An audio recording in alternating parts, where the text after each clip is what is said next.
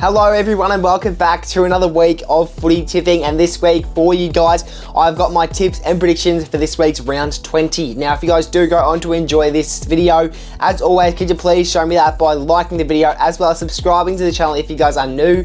Anyway, enough wasting your time, let's get straight into the video. Now before we do get into this week's tips, I'm just going to quickly review last week's tips because I feel like I had an okay round. I scored a 7 out of 9, so not too bad on my behalf. Now let me quickly tell you guys the two tips that I did get incorrect, unfortunately. Now the first tip was Melbourne against Carlton. I thought Melbourne would get up against the Blues. The Blues have been in some pretty shocking form as of late, and I just really thought the Days, despite them being one ladder position lower than them, I just really thought that they were the overall better team that night, and I didn't really get to watch too much of the game, but in my opinion, the Days, they have been the better team overall this year. They've really shown it in a lot of their games. Sure, they've been pumped in a few other games, but I really just think they've been an alright team. But obviously, Carlton did get the upper hand against them by 8 points, and this one really does pain me to say this, but the other game I got incorrect was Collingwood versus Fremantle. I backed my Pies. I thought we were going to go into that game winning. Look, I knew with the huge outs that we had going into that game, I knew we probably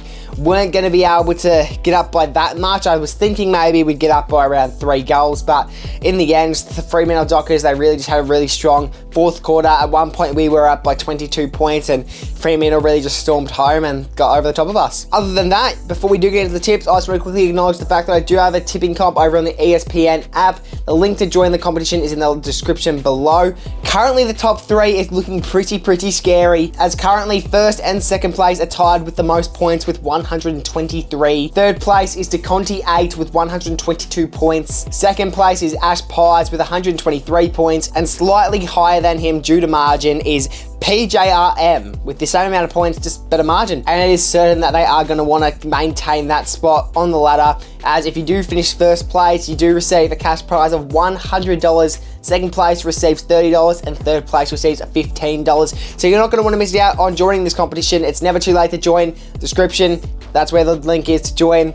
Join up now. Anyway, enough wasting your time. Let's get into the reason you guys clicked on this video, the tips for round 20. To kick off the round at 7:30 p.m. at the MCG on the Thursday, we had the Hawthorn Hawks taking on the Carlton Blues. Obviously, the Hawks will go into this game as heavy favourites, and it is their home game as well, but both teams are pretty familiar with playing at the MCG. Jack Gunston, he's easily been the best forward for the Hawthorn Hawks this year, and to be honest, at age 33, it's pretty insane that he's still kicked up to 40 goals this year. But obviously, the Blues, they're no strangers to goal kickers, of course, with Kerno and Mackay on their side. I mean, Mackay, I believe he's out for the rest of the season. If not, he will return within the next few weeks, but I believe the injury they did receive earlier in the season looks to be season ending, and is it really worth bringing him back within the last final round anyway, even if he does say he's good to go? The Hawks are coming off a 38-point win over in Tasmania against the Port Adelaide Power.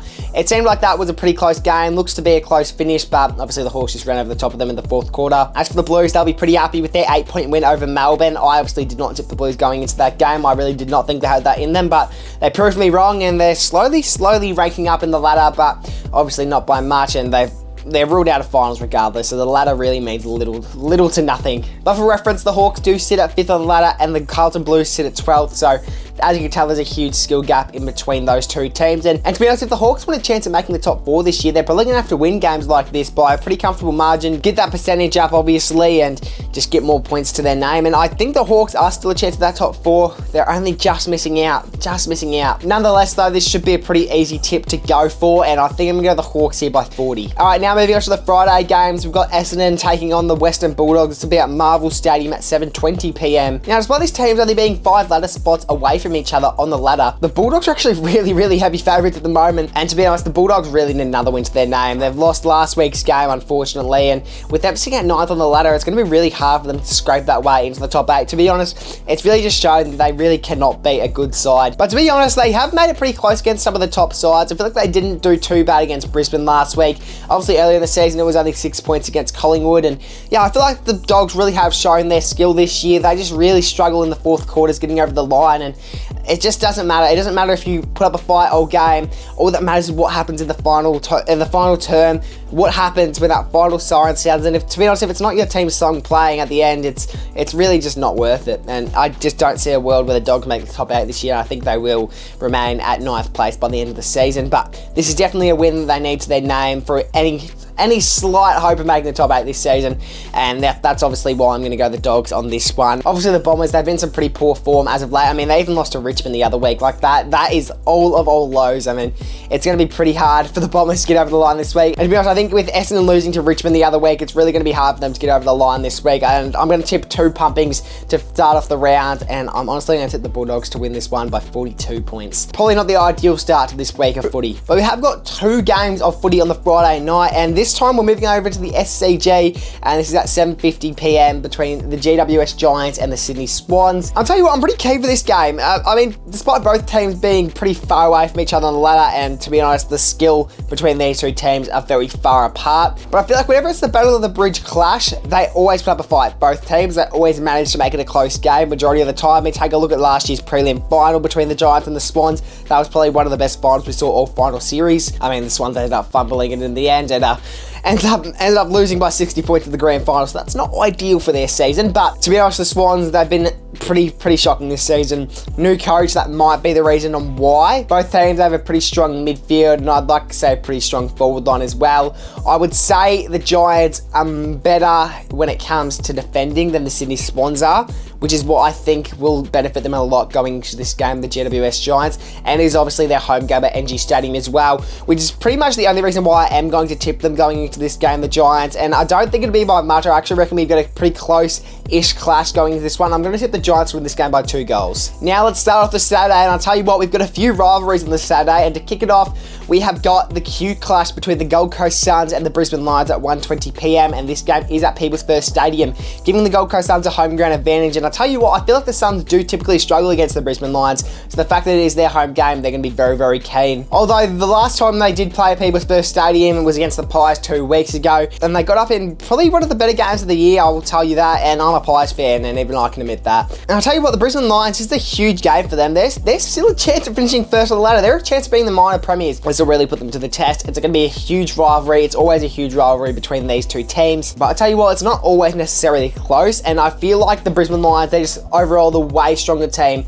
compared to the Gold Coast Suns. Both the Ashcroft brothers played really outstandingly last week against the Western Bulldogs. Play one of the best games we've ever seen from Levi Ashcroft, I'd say, this season. But that midfield is huge for the Brisbane Lions. You've got Will Ashcroft, Dane Zorko, Hugh McCluggage, Lockie Neal. I'll tell you what, I think the Brisbane Lions have got the skill level. They've got the overall better team. It just more comes to whether or not they can be accurate inside 50, and this is a game they're definitely going to need to be accurate. I am going to tip the Brisbane Lions to win this one. I'm going to go the Lions to win this one by 21 points. I think they'll get over the line a little bit comfortably. Now at 4:15 p.m, we're moving over to Optus Stadium between the Fremantle Dockers and the West Coast Eagles. That's right, we have back-to-back rivalries. We just had the Q clash, and right before that we had the Sydney Derby. So, but I'm not even going to waste much time on this. Obviously, Fremantle, they're coming off a win against the reigning premiers. They've been pretty good this season, I will tell you that. Fremantle, they were potential premiership favourites going into this season, and which is pretty surprisingly considering they finished 10th on the ladder last year.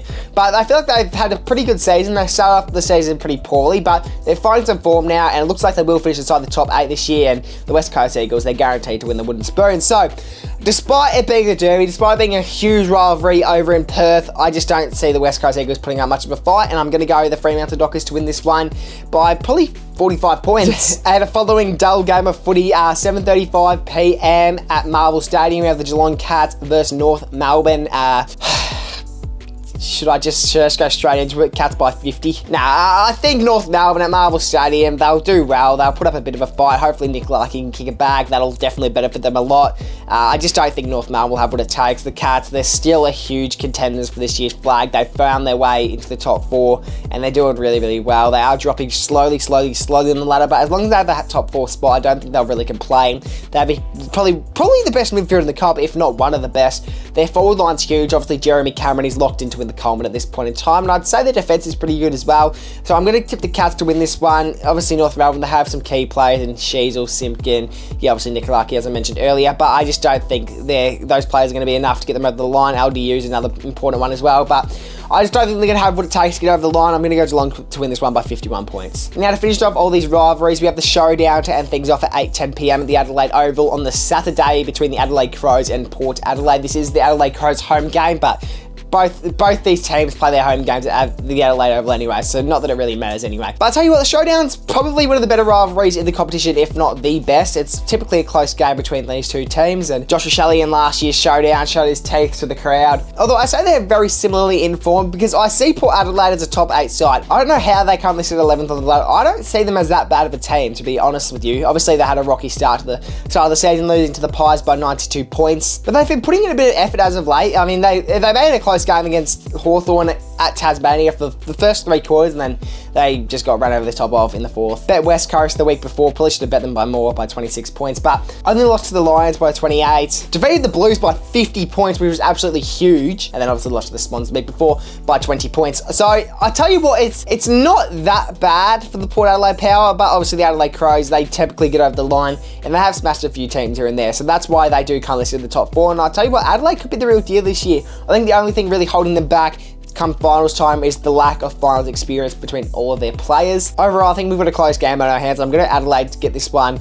And I'm going to go a close game. I'm going to Adelaide Crows by 6 points. Now moving on to this Sunday at 2:10 p.m, we have the Richmond Tigers taking on the Collingwood Magpies at the MCG. The Pies are coming off 2 losses in a row, while the Tigers are coming off 2 wins in a row. Obviously, the Tigers had probably one of their best games of footy, in the last 2 years, I'd say, defeating the West Coast Eagles by a massive margin. And then the week before, in one of the worst games of footy I've ever seen in my lifetime, defeated the Essendon Bombers as well. So obviously the Pies, they're not doing too well the last 2 weeks, and they were 3 games clear on top of the ladder. Now they're only 1 game clear over Brisbane, but the Pies did lose to the Gold Coast Suns 2 weeks ago and then lost to Fremantle by 1 point last week. So 2 back-to-back close games for the Pies, and I would say they do get away this one. Obviously, Richmond's winning streak is not going to go up to 3, and you wouldn't have thought the Pies lose 3 games in a row either. So, and I think considering how skilled differently these two teams are, obviously the Pies are way better than the Tigers, despite how many people they have out at the moment,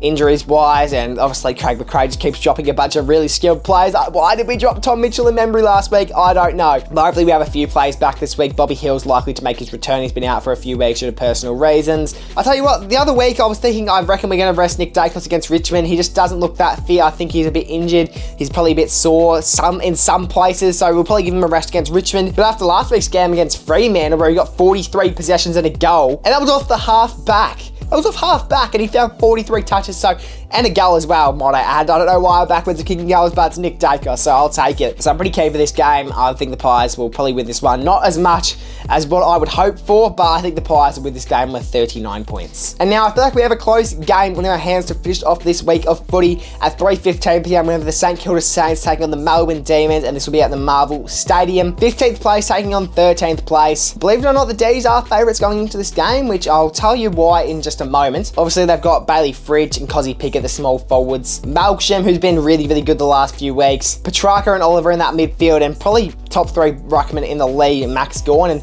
he'd arguably be the best ruckman of all time. Although, unfortunately, Stephen May did go off last game, and I think he's likely to cop a suspension this week as well. As for St Kilda, though, Sharman, Hull, Butler, Higgins, Mason Wood, 5 people who are pretty familiar with kicking goals. These 2 teams are very, very similar, and I honestly think St Kilda, despite obviously the ladder positions, I think St Kilda are a better team than the Melbourne Demons, and I actually see them getting up in an upset this week, and I'm going to tip St Kilda to win this one in a close one, a thrilling game to finish off the round. And you know what?